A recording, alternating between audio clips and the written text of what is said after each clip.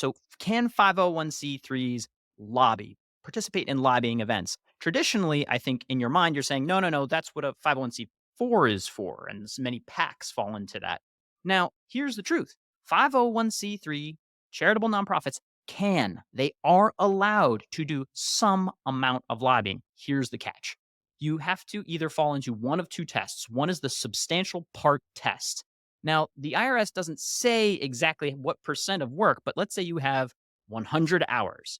Now, if you spent like 10 hours of time, let's say, doing some outreach about, hey, let's lobby our state legislation about getting this policy for fundraisers in, that 10 hours out of 100, that 10% range, maybe okay, possibly okay. Talk to a doctor, results may vary, but that's a substantial part test. The other is the expenditure test that you can elect, and that ranges depending on your revenue between 5% or 20% of your actual revenue, your total amount of reported revenue for your organization. You can actually spend directly on lobbying activities.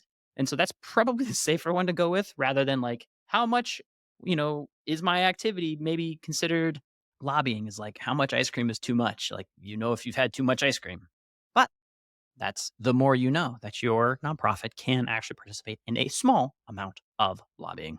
I love that, George. And just like we're not doctors, we're also not lawyers. So No, nope, do your nope. research, This but is a important podcast. to note. But the answer is not zero. And I think a lot of folks just assume it's zero as soon as you have 501c3. Exactly.